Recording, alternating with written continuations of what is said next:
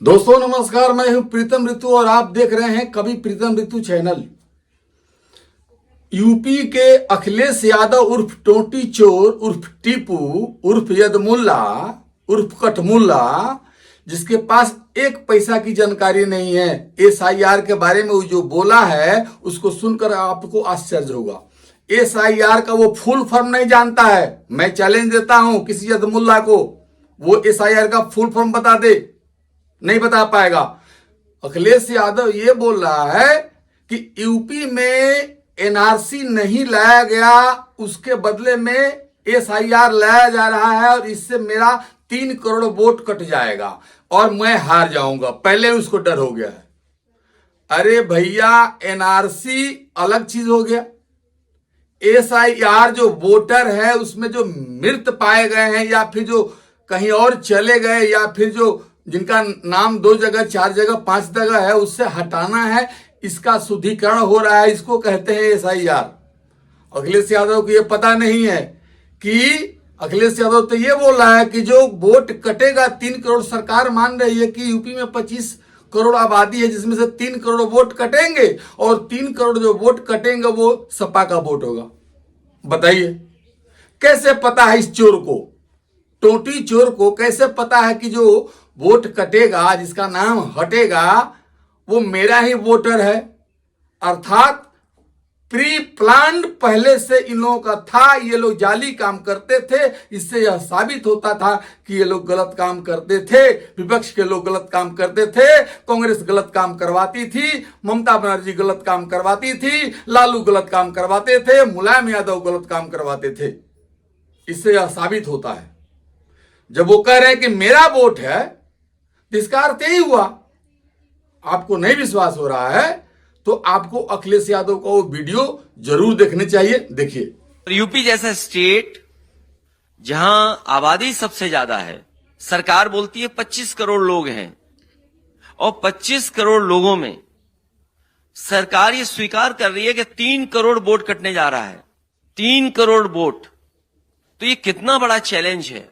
और जो वो टेक्नोलॉजी इस्तेमाल कर रहे हैं, जो उन्होंने मैपिंग ऐप बनाया है, तो वो मैपिंग ऐप और जो उसके अंदर डेटा आ रहा है और जो डेटा पहले से है जिससे मैपिंग कर रहे हैं, ये कहीं ना कहीं कुछ फर्क नजर आ रहा है, जिसकी वजह से 3 करोड़ वोट जा रहे हैं हमारे। हालांकि हम लोगों ने पार्लियामेंट के सामने भी और पार्लियामेंट के अंदर भी ये बात कही कि बीजेपी इतनी होशियार पार्टी है कि टेक्नोलॉजी का इस्तेमाल करके कभी किसी कंपनी ने इलेक्ट्रल बॉन्ड दिए थे उन्हें, उसी कंपनी का लगता है ऐप है। तो अगर ऐप बनाया होगा तो ऐप बनाने वाले को पता है ना कि डेटा कहां जा रहा है।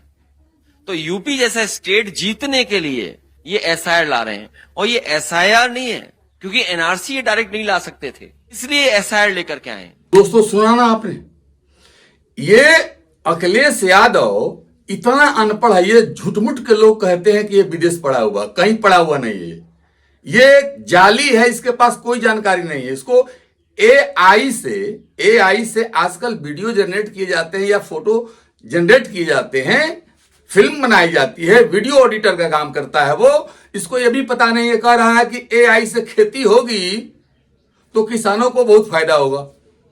जैसे पप्पू बोल रहा था जब आलू से सोना निकलेगा तो किसानों को बहुत फायदा होगा, अभी अखिलेश यादव बोल रहा है कि अगर एआई से खेती कराई जाए तो किसानों को बहुत फायदा होगा। उसको पता ही नहीं है कि एआई है क्या। क्या कहिएगा, ऐसे ऐसे नेता इस देश में, दुर्भाग्य है इस देश का कि ऐसे अनपढ़, बेहुदा और मने बिना लायक ऐसे नेता बन गए हैं इस देश में। सुनिए आप क्या बोल रहा अखिलेश यादव। हमें कितना पानी डालना है खेत में, कभी उसको ये पता नहीं लगता है कि हमें किस समय खाद डालनी है। तो ये तमाम चीजें और किसान की मदद करने का काम अगर कोई कर सकता है तो मैं समझता हूं एआई के माध्यम से किसान को बहुत लाभ पहुंचा सकते हैं। लगता है दोस्तों आपको भी सुनकर के हंसी आई होगी कि एआई से खेती अगर करे किसान तो उसे बहुत फायदा होने वाला है। गजब गजब बयान देने वाले नेता इस देश में हैं। इसको अनपढ़ नहीं कहेंगे तो किसको कहेंगे आप पहले ही बताइए। इसी को अनपढ़ कहते हैं।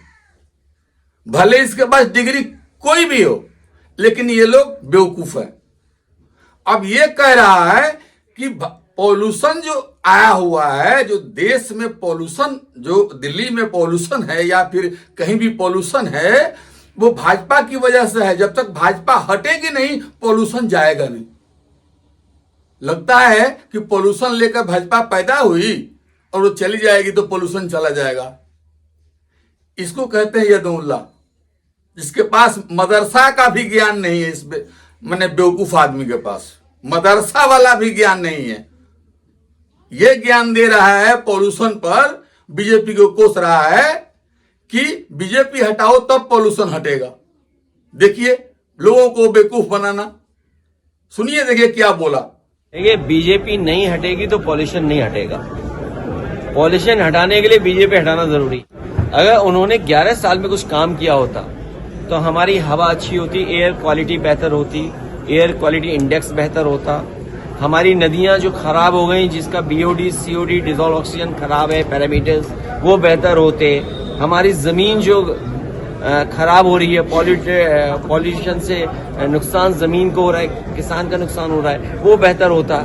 इनको तो ये बताना चाहिए था कि 11 साल में इन्होंने क्या काम किया है और 10 साल होने जा रहे हैं यूपी की सरकार में, इन्होंने क्या काम किया पॉल्यूशन को बेहतर करने के लिए, या हम एयर क्वालिटी को बेहतर करते। क्या किया आपने ऑटोमोबाइल सेक्टर में, ट्रैफिक मैनेजमेंट में, इंडस्ट्रियल, उसको आपने किसी को सपोर्ट नहीं किया। आप बेपना कंस्ट्रक्शन कर रहे हैं जिसकी वजह से इतने बड़े पैमाने पे नुकसान हो रहा है। और फिर जब प्राइम मिनिस्टर ने कहा था कि हम गंगा साफ कर देंगे, आज गंगा के पैरामीटर्स क्या हैं? जैसे पहले थे वही पैरामीटर्स हैं। जो गंगा से जुड़ने वाली नदियां हैं वो सब गंदी हैं, सब पॉल्यूशन से भरी पड़ी है, पॉल्यूटेंट्स हैं उसके अंदर बहुत ज्यादा, सब नाले जोड़े।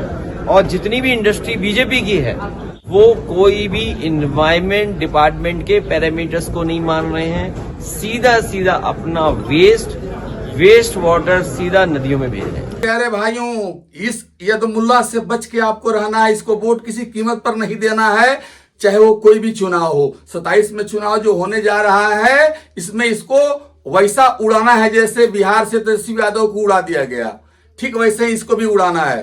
क्योंकि यह आदमी सही नहीं है। इसका बाप जो राम भक्तों पर गोली चलवाया, जो लाशों को बोरियों में डालकर सरजू में बहवा दिया, उसी का बेटा, चोर का बेटा चोरी होगा, मदारी का बेटा मदारी होगा, व्यापारी का बेटा व्यापारी होगा, डॉक्टर का बेटा डॉक्टर होगा। ये तो परंपरा है, ये तो डीएनए है, ये तो सब लोग जानते हैं। इसलिए ऐसे निकम्मों से यूपी वालों, यूपी के भाई बहनों हमारे, एकदम बच के रहिएगा। आपको नया भाजपा अध्यक्ष पंकज चौधरी जी आज मिल गए हैं।